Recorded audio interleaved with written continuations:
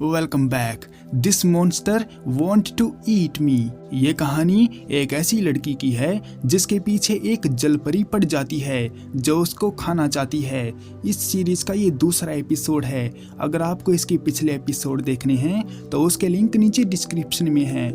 शियोरी नाम की जलपरी उसी स्कूल में ट्रांसफर स्टूडेंट बनकर आती है जहाँ पर हिनाको पढ़ाई करती है। उसे देखकर हिनाको के होश उड़ जाते हैं और उसके मन में एक उम्मीद जाग जाती है कि शायद ये जलपरी उसको मुक्ति दिलाने में मदद कर सकती है। क्लास के बॉयज नई लड़की को देखकर खुश होते हैं और टीचर शियोरी को हिनाको के पास वाली सीट पर बैठा देते हैं। हिनाको अच्छी तरह से जानती है कि शियोरी स्कूल में सिर्फ उसी के लिए ही आई है।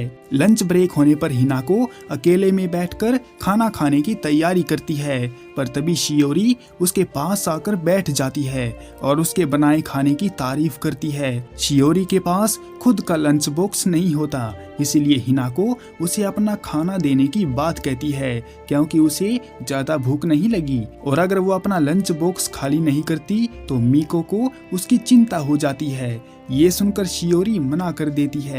उसका कहना है कि उसे इंसानों का खाना खाने में ज्यादा इंटरेस्ट नहीं है, बल्कि उसे तो हिनाको को खाना है क्योंकि वो बहुत स्वादिष्ट है। लेकिन ये काम शियोरी अभी नहीं करेगी। शियोरी की बात सुनकर उसके शरीर में ठंडी हवा दौड़ जाती है। वो जानना चाहती है कि कल उस मॉन्स्टर से बचाने के बाद उसने उसी समय उसको क्यों नहीं खा लिया। इस बात का जवाब देते हुए शियोरी कहती है कि जैसे एक गार्डियन अपने जानवरों को दूसरे शिकारी से बचाने के लिए तरह तरह के उपाय करता है ताकि सही समय आने पर वो उनको खुद खा सके, ठीक वैसे ही शियोरी भी कर रही है ताकि हिनाको को बड़ा करने के बाद उसके मांस का आराम से मजा ले सके। हालांकि शियोरी की बातें हिनाको के सर के ऊपर से गुजर जाती हैं और उसे एक बात समझ में आ जाती है कि इस लड़की के अंदर इंसानों जैसी फीलिंग बिल्कुल भी नहीं है। इसे बस अपने काम से मतलब है और इसीलिए ही इसने स्कूल में एडमिशन भी लिया है। उसे वहां पर अकेला छोड़कर हिनाको चली जाती है समुद्र किनारे पर, जो कि उनके स्कूल के बिल्कुल बगल में ही है। हिनाको परेशान है क्योंकि शियोरी उसको काफी इंतजार करवा रही है और उससे इतना वेट नहीं हो रहा है। वो चाहती है कि जल्दी से कोई आकर उसकी इच्छा पूरी कर दे क्योंकि बस उसकी एक ही ख्वाहिश है। जब से उसके साथ वो इंसिडेंट हुआ है तब से लेकर आज तक हिनाको चाहती है कि कोई आकर बस उसकी इच्छा पूरी कर दे। हिनाको जानती है कि शियोरी अपना टाइम आने पर ही उसको खाएगी, इसीलिए हिनाको उस वक्त का इंतजार करने का डिसाइड करती है जब शियोरी उसको खा जाएगी। इसके अगले दिन मीको ठीक होकर स्कूल में आती है और अपनी दोस्त हिनाको से मिलने को बेताब रहती है, लेकिन उसने देखा कि हिनाको की सीट पर कोई और ही लड़की बैठी है। वो जानना चाहती है कि आखिर वो लड़की है कौन। तभी वहां पर हिनाको आ जाती है और बताती है कि वो एक नई लड़की है जिसका ट्रांसफर स्कूल में हुआ है, इसीलिए टीचर ने उनकी सीट को अलग अलग कर दिया है और अब से वो लोग दूर दूर बैठेंगे। ये सुनकर मीको को झटका लगता है क्योंकि उसे हिनाको से अलग होकर दूर नहीं बैठना है। शियोरी हिनाको से पूछती है कि ये जो लड़की इतना शोर मचा रही है ये कौन है। मीको फटाक से बोल पड़ती है कि वो हिनाको की सबसे गहरी मित्र है। फिर वो दोनों एक दूसरे को हाय हेलो करते हैं और ऐसा दिखाते हैं कि उनको आपस में मिलकर काफी खुशी हुई है, लेकिन वो दोनों जाहिर नहीं होने देती कि उनके मन में कितनी आग लगी हुई है। इसके बाद अगली क्लास आने तक टीचर मीको को अपने पास बुला लेते हैं और हिनाको शियोरी से रिक्वेस्ट करती है कि वो उसकी दोस्त मीको को कोई भी नुकसान ना पहुंचाए क्योंकि उसने हमेशा हिनाको का साथ दिया है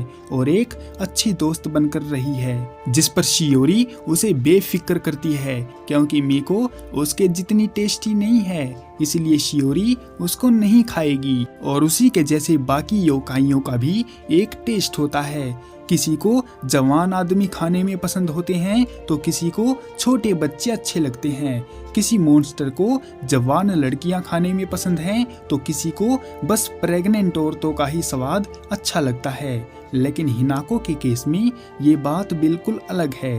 क्योंकि उसका स्वाद बहुत ही रेयर है और वो आसानी से नहीं मिलती। इसीलिए ही बाकी योकाई उस पर हमला कर देते हैं और उनसे बचाने के लिए ही शियोरी हमेशा उसके पास मौजूद है, क्योंकि हिनाको की महक दूसरे मॉन्स्टर को अट्रैक्ट करती है। और शियोरी को ये बात समझ नहीं आती कि जब हिनाको को ये बोला गया था कि बाकी योकाई उसके पीछे पड़े हैं तो वो डरी क्यों नहीं।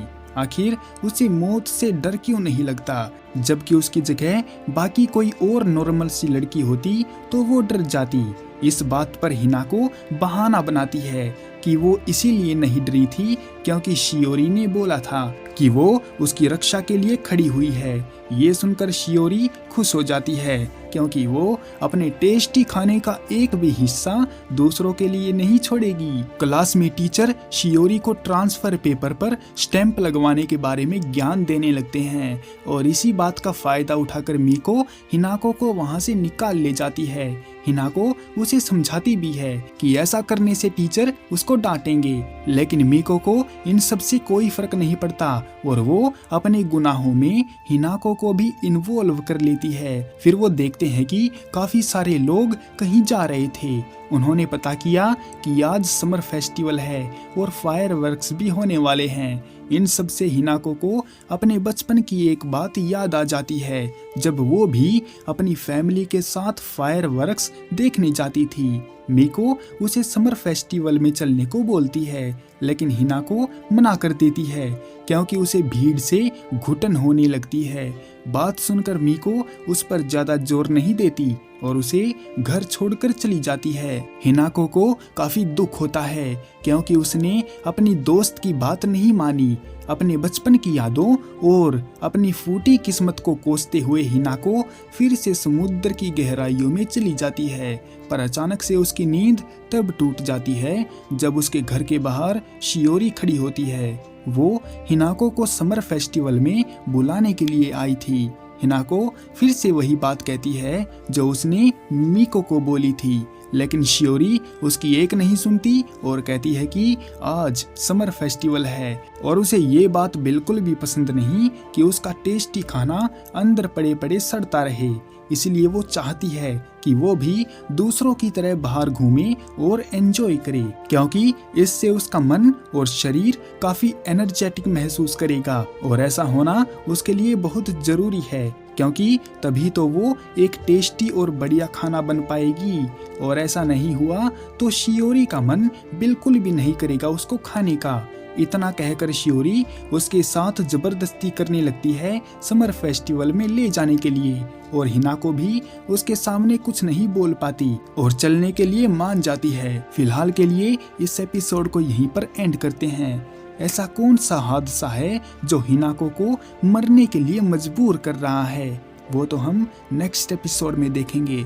तब तक के लिए सायोनारा।